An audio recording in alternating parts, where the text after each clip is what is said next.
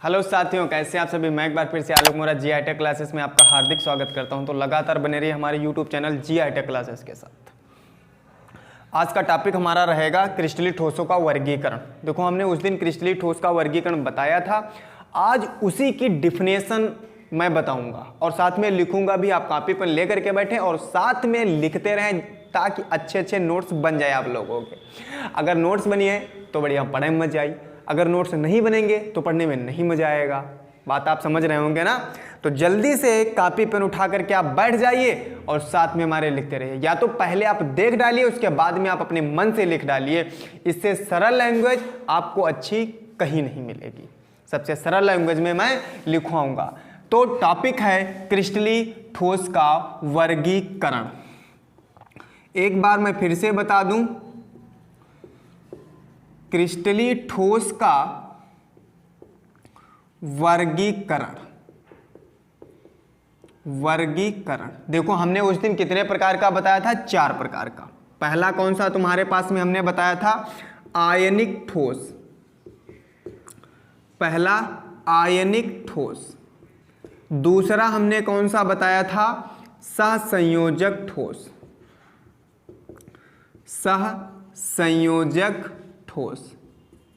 सहसंयोजक ठोस या तुम्हारे पास में नेटवर्क ठोस था।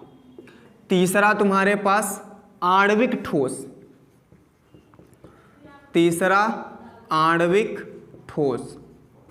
चौथा क्या था?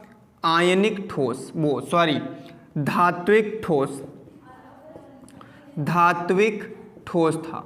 ये चौथा था तुम्हारे पास। तो ये 4 प्रकार के थे। कितने प्रकार के? 4 प्रकार के।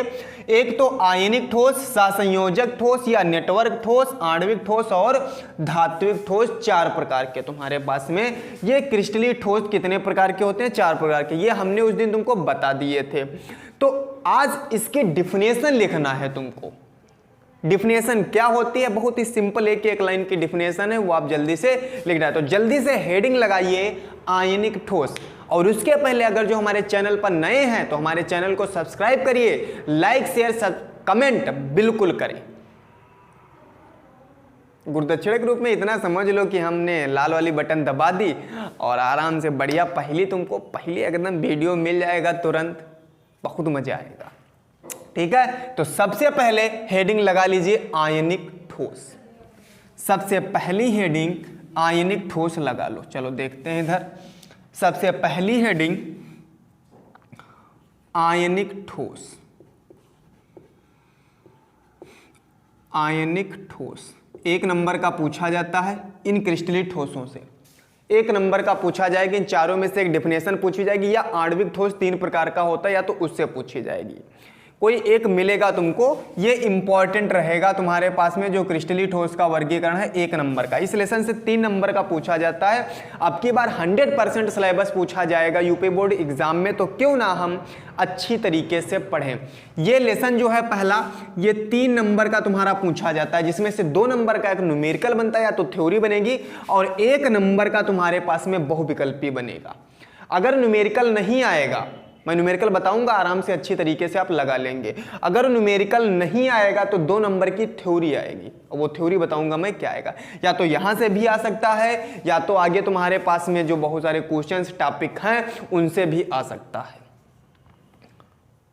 तो बात हमारी समझ पा रहे हैं? तो देखो, हेडिंग लगाओ आयनिक ठोस। हेडिंग क्या लगाओ? आयनिक ठोस। आयनिक सॉलिड जिसे बोलते हैं, आयनिक सॉलिड। देखो, आयनिक ठोस लिखो जल्दी से। ऐसे ठोस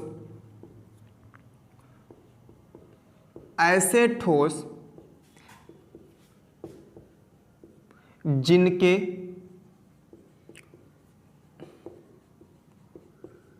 आयनों के बीच स्थिर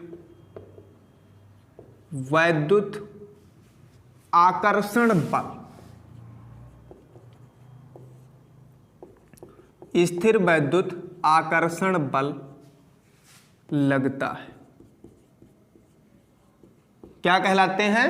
आयनिक ठोस कहलाते हैं। ऐसे ठोस जिनके आयनों के बीच स्थिर वैद्युत आकर्षण बल लगता है आयनिक ठोस कहलाते हैं। स्थिर वैद्युत आकर्षण बल लगता है, क्या कहलाते हैं? आयनिक ठोस कहलाते हैं। जैसे जैसे जैसे NaCl हो गया, देखो NaCl ये जो है तुम्हारे पास में, ये क्या हो गया? Na+Cl-, इनके बीच में जो ये बल लगेगा वो क्या लगेगा? स्थिर वैद्युत आकर्षण बल लगेगा, स्थिर वैद्युत आकर्षण बल लगेगा। ठीक है, NaCl, जैसे NaCl हो गया, KCl तुम्हारे पास है, MgO है और तुम्हारे पास KClO3 है। आई बात समझ में? इसका नाम तुम्हारे पास क्या है? इसका नाम तुम्हारे पास सोडियम क्लोराइड, सब लोग जानते हैं। सोडियम क्लोराइड बहुत बच्चे नहीं जानते होंगे। इसका नाम पोटेशियम क्लोराइड, पोटेशियम क्लोराइड है। इसका तुम्हारे पास मैग्नीशियम ऑक्साइड, मैग्नीशियम ऑक्साइड। इसका potassium chlorate, potassium chlorate, potassium chlorate तुम्हारे पास में हो जाएगा। ठीक है, तो ये डिफिनेशन क्या हुई? मतलब आयनिक ठोस ऐसे ठोस जिनके आयनों के बीच, जिनके आयनों के बीच, जिनके आयनों के बीच, जिनके आयनों के बीच स्थिर वैद्युत आकर्षण बल लगता है, क्या कहलाते हैं? आयनिक ठोस कहलाते हैं। आयनों के बीच स्थिर वैद्युत आकर्षण बल, आयनों के बीच लगेगा। Na+Cl-, आयन ही तो हुआ, K+Cl-, आयन ही तो हुआ, Mg++O-, आयन ही तो हुआ, तो उन्हीं के बीच लगेगा, तो वो क्या कहलाएगा? आयनिक ठोस कहलाएगा। ज्यादा इशू नहीं है, समझने का प्रयास करें। आई बात समझ में? अच्छा, इनके कुछ लक्षण हैं, लक्षण लिख लो। पहला लक्षण इनका क्या होगा? दो लक्षण लिखवा देते हैं। ये कठोर, ये कठोर होते, ये कठोर होते। दूसरा तुम्हारे पास में क्या? ये भंगुर होते हैं, ये भंगुर होते, भंगुर होते हैं। तीसरा तुम्हारे पास में क्या है? तीसरा, इनके गलनांक, इनके गलनांक व क्वथनांक, व क्वथनांक, इनके गलनांक व क्वथनांक क्या होते हैं? उच्च होते हैं, उच्च होते हैं। गलनांक क्वथनांक का मतलब समझ रहे हैं? मतलब इसको अगर जो हम गलाएंगे तो हमें ज्यादा ऊष्मा की आवश्यकता होगी, ज्यादा देर तक गर्म करना पड़ेगा। क्वथनांक मतलब जब हम इसको बॉईल करेंगे, ठीक है, तब हमें ज्यादा ऊष्मा की आवश्यकता होगी, तो वही गलनांक और क्वथनांक होगा। मेल्टिंग और बॉइलिंग समझ रहे हैं? Melting boiling, MP sir, melting और बॉइलिंग। ठीक है, तो इतनी बात समझ में आई। आयनिक ठोस ऐसे ठोस जिनके आयनों के बीच स्थिर वैद्युत आकर्षण बल लगता है, आयनिक ठोस कहलाते हैं। डिफिनेशन रट गई होगी। जिनके मतलब आयनों के बीच स्थिर वैद्युत आकर्षण बल लगेगा, जिनके आयनों के बीच स्थिर वैद्युत आकर्षण बल लगेगा, जिनके आयनों के बीच स्थिर वैद्युत आकर्षण बल लगेगा, आयनिक ठोस कहलाएंगे। जैसे sodium chloride, potassium chloride, magnesium oxide और potassium chlorate. NaCl, KCl, MgO, KClO3 तुम्हारे पास में। ठीक है, लक्षण क्या होगा? ये कठोर होते हैं, ये भंगुर होते हैं, इनके गलनांक व क्वथनांक उच्च होते हैं। डिफिनेशन समझ में आ गई होगी। स्थिर वैद्युत आकर्षण बल लगता है, आयनिक ठोस कहलाते हैं। दूसरी हेडिंग लगाओ।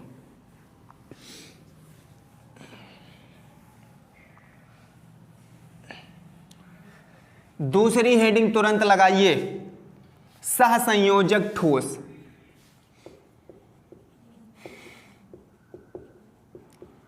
सहसंयोजक ठोस या नेटवर्क ठोस,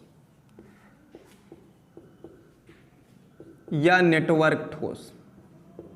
सहसंयोजक ठोस या नेटवर्क ठोस। अब देखो डेफिनेशन जल्दी से। सह मतलब साझेदारी से बनेगा, मतलब ऐसे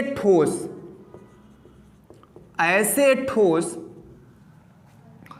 जिनके, हमने बताया था इसमें परमाणु होंगे, जिनके परमाणुओं के बीच हमने बताया था परमाणु, इसमें परमाणु होंगे, उसमें आयन होंगे, अणु परमाणु होंगे और धातु धनायन और इलेक्ट्रॉन होंगे। हमने बताया था चारों में, तो याद रखना ऐसे ठोस जिनके परमाणुओं के बीच सहसंयोजक बंध या आकर्षण बल लगता है, क्या कहलाते हैं?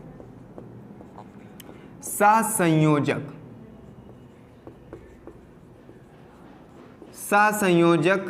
बंध, सहसंयोजक आकर्षण बल भी कह सकते हैं, आकर्षण बल लगता है। सहसंयोजक बंध या आकर्षण बल लगता है, क्या कहलाते हैं?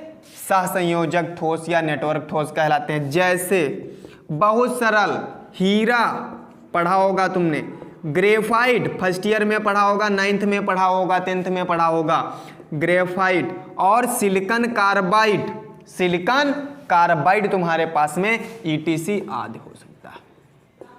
आई बात समझ में? ऐसे ठोस जिनके परमाणुओं के बीच सहसंयोजक बंध आकर्षण बल लगता है, सहसंयोजक या नेटवर्क ठोस कहलाते हैं। जैसे हीरा, ग्रेफाइट, फ्लोरीन। हीरा का फिगर ऐसे बनता है, फर्स्ट ईयर में तुम लोगों ने बनाया होगा,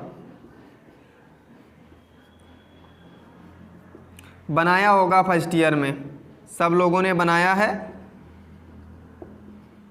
सब लोगों ने बनाया होगा, हमें कहने कोई जरूरत नहीं है, ठीक है। ये तुम्हारे पास कार्बन होंगे, इन कार्बन परमाणु के बीच की दूरी 1.54 एंगस्ट्रॉम होगी, थी नहीं थी? ये तुम्हारे पास में सहसंयोजक बल लगेगा, कार्बन के बीच में था। हाँ, तो उसी तरीके से ग्रेफाइट है और सिलिकॉन कार्बाइड है तुम्हारे पास में। तो जैसे हीरा, ग्रेफाइट, सिलिकॉन कार्बाइड, मतलब ऐसे ठोस जिनके परमाणुओं के बीच सहसंयोजक बल या बंध भी कह सकते हैं, आकर्षण बल लगता है, क्या कहलाते हैं? सहसंयोजक ठोस कहलाते हैं। इनके कुछ लक्षण हैं, लिख लीजिए। पहला तुम्हारे पास में क्या है? पहला, इनमें मुक्त इलेक्ट्रॉन नहीं होते, इनमें मुक्त इलेक्ट्रॉन नहीं होते। दूसरा तुम्हारे पास में विद्युत के कुचालक होते हैं, विद्युत के कुचालक होते हैं। लेकिन जो ग्रेफाइट तुम्हारे पास में है वो अपवाद है, उसमें विद्युत धारा प्रवाहित कर जाती है। अभी बताते हैं तुमको, कुचालक होते हैं। और लिख लीजिए तीसरा, गलन से पूर्व अपघटित हो जाते हैं, गलन से पूर्व पहले अपघटित, टूट जाते हैं, अपघटित हो जाते हैं, गलन से पूर्व अपघटित हो जाते हैं। अगला, या कठोर, अधिक कठोर, भंगुर, गलनांक अधिक होते हैं इनके, मतलब भंगुर भी होते हैं, कठोर भी होते हैं, गलनांक भी बहुत अधिक होते हैं, बहुत कठोर होते हैं, बहुत भंगुर होते हैं, इनका गलनांक भी बहुत अधिक होता है। अच्छा, इनका एक तुम्हारे पास जो है ग्रेफाइट है वो अपवाद है,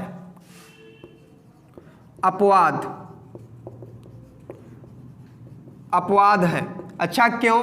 ये परतों के रूप में पाया जाता है, परतीय संरचना इसकी होती है, इसकी परतीय संरचना होती है।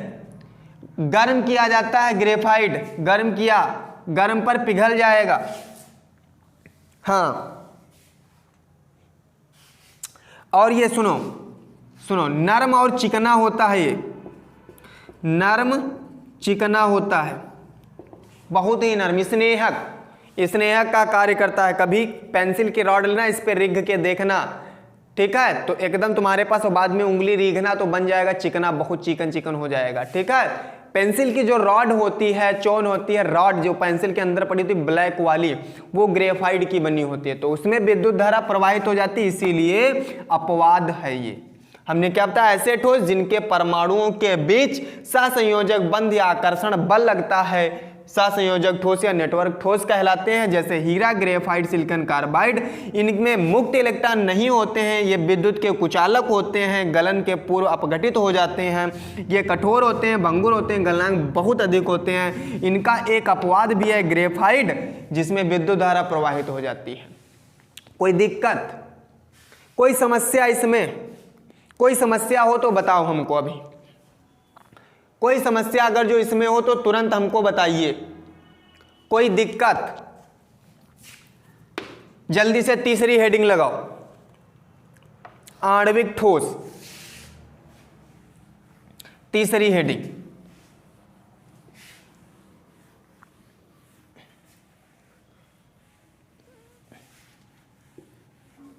तीसरी हेडिंग लगाओ, आणविक ठोस।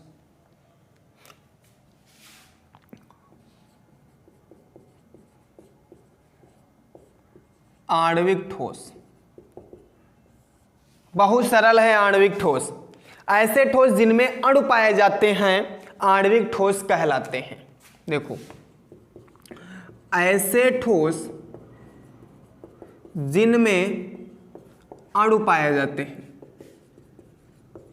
अणु पाए जाते हैं, क्या कहलाते हैं? आणविक ठोस कहलाते हैं। ऐसे ठोस जिसमें अणु पाए जाते हैं आणविक ठोस कहलाते हैं। ये तीन प्रकार के होते हैं, ये तीन प्रकार के होते हैं, तीन प्रकार के होते हैं। पहला, इसके भी टाइप हैं तुम्हारे पास, और दो के टाइप उधर नहीं थे, एक और है तुम्हारे पास, धात्विक ठोस के टाइप नहीं। इसके तीन टाइप हैं। इसका जो पहला है वो आध्रुवी आणविक ठोस है, आध्रुवी आणविक ठोस, आणविक ठोस। दूसरा जो तुम्हारे पास है वो ध्रुवी आणविक ठोस, ध्रुवी आणविक ठोस। तीसरा जो तुम्हारे पास में इसका है हाइड्रोजन आबंधित ठोस, हाइड्रोजन आबंधित ठोस। ये इसके तीन टाइप तुम्हारे पास में हो गए। मतलब आणविक ठोस ऐसे ठोस जिनमें अणु पाए जाते हैं आणविक ठोस कहलाते हैं। ये तीन प्रकार के होते हैं, आध्रुवी आणविक ठोस, ध्रुवी आणविक ठोस, हाइड्रोजन आबंधित आणविक ठोस। हाइड्रोजन आबंधित आणविक ठोस, आध्रुवी आणविक ठोस, ध्रुवी आणविक ठोस और हाइड्रोजन आबंधित आणविक ठोस। हाइड्रोजन आबंधित आणविक ठोस तुम्हारे पास। कोई दिक्कत इसमें? कोई दिक्कत इसमें? कोई दिक्कत है?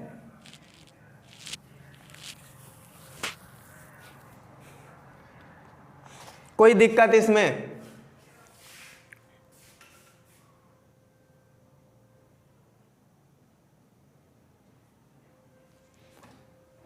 आणविक ठोस ऐसे ठोस जिनमें अणु पाए जाते हैं, ये तीन प्रकार के होते हैं, आध्रुवी आणविक ठोस, ध्रुवी आणविक ठोस, हाइड्रोजन आबंधित आणविक ठोस। ठीक है, ये तीन प्रकार के होते हैं, आध्रुवी आणविक ठोस, ध्रुवी आणविक ठोस और आयनिक ठोस। अब इन तीनों की डिफिनेशन है तुम्हारे पास, अब इन तीनों की डिफिनेशन है। ठीक, अब इन तीनों की डिफिनेशन है। देखो तीनों की डिफिनेशन, तो पहली हेडिंग जल्दी से लगा लो, आध्रुवी आणविक ठोस। तब तक हम इंक डाल लें।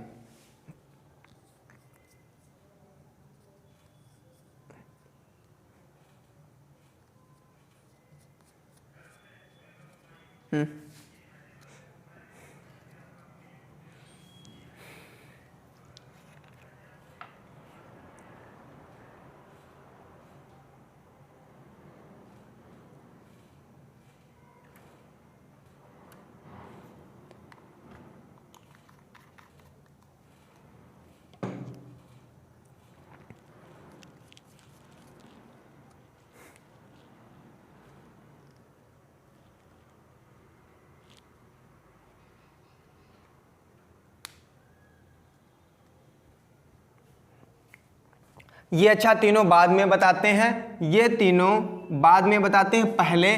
अब पहले ये तो आणविक ठोस हो गया, इसी टाइप का मैं इसके जो 3 प्रकार हैं, अध्रुवीय आणविक ठोस, ध्रुवीय आणविक ठोस, हाइड्रोजन आबंधित आणविक ठोस, ये मैं बाद में बताऊंगा। अब इसके बाद में एक आता है धात्विक ठोस तुम्हारे पास में। कौन सा आता है? धात्विक ठोस आता है। देखो हेडिंग लगा लो, धात्विक ठोस क्या होता है। धात्विक ठोस हेडिंग लगा लो, धात्विक ठोस, क्योंकि क्रिस्टलीय ठोस के टाइप हो जाएं।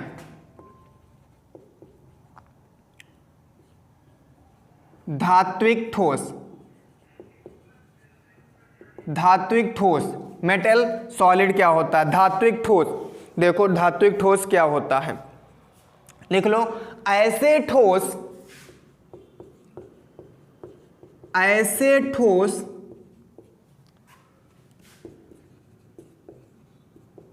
जिनमें, ऐसे ठोस जिनमें धातु धनायन,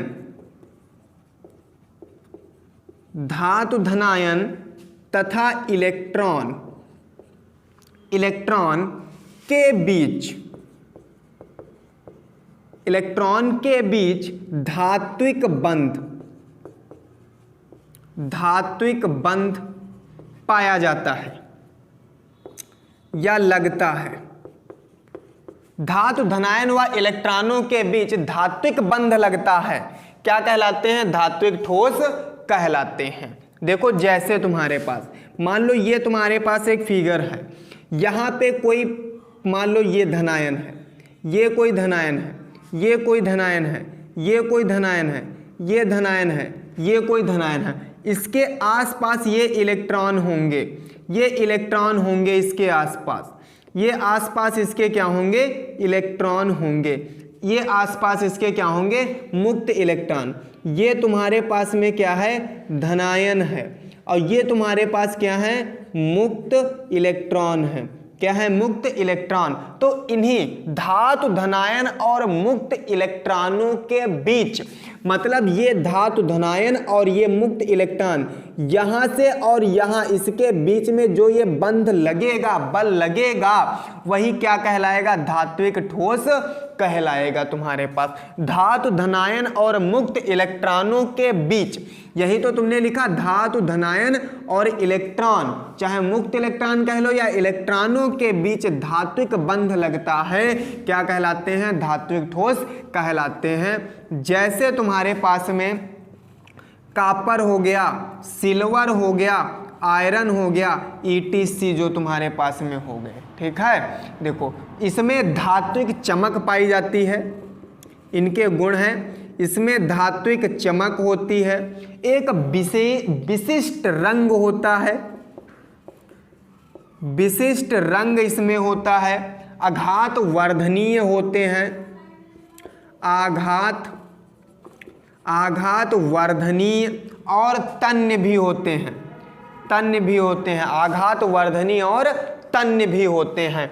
ऐसे ठोस जिनमें धातु धनायन तथा इलेक्ट्रॉनों के बीच धात्विक बंध, धातु धनायन और इलेक्ट्रॉनिक, इलेक्ट्रॉन ये मुक्त इलेक्ट्रॉन है, अभी हमने बताया मुक्त इलेक्ट्रॉन, चाहे ये कह लो चाहे ये धातु धनायन कह लो, धनायन और मुक्त इलेक्ट्रॉनों के बीच बंध लगता है, क्या कहलाते हैं? धात्विक ठोस कहलाते हैं।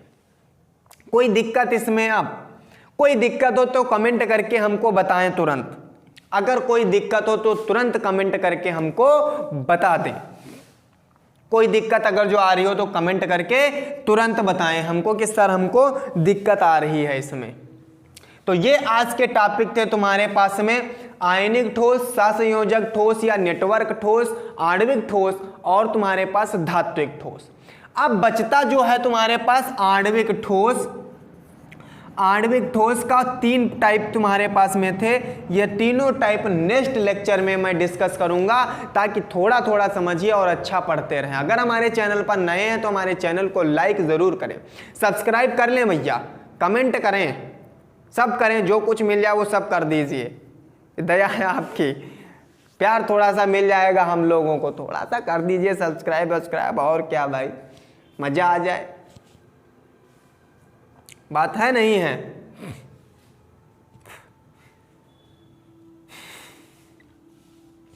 डरने की क्या बात है, ईश्वर जब तक तुम्हारे साथ है तब तक डरना नहीं हमको, जब तक ईश्वर साथ है। डरने की क्या बात है, ईश्वर जब तक साथ है, डरना नहीं है। तो आज का वीडियो हमारा कैसा लगा आप लोग कमेंट करके बिल्कुल बताएंगे। आई होप, मैं आशा करता हूं कि आप लोग अच्छी तरीके से समझ पाए होंगे। ये जो 3 हैं आणविक ठोस के प्रकार, ये मैं नेक्स्ट वीडियो में डिस्कस करूंगा और आप लोगों को बताऊंगा। तो कॉपी पेन लेकर के बिल्कुल बैठें, साथ में लिखते रहें, अच्छे से नोट्स बनाते रहें, क्योंकि यही नोट्स आगे आएंगे। बात उतनी जितनी यूपी बोर्ड एग्जाम पूछेगा, सिर्फ उतना ही पढ़ाएंगे, ज़्यादा नहीं पढ़ाएंगे। यूपी बोर्ड एग्जाम 100%, 70 में 70 फंसाने की फुल गारंटी हमारी।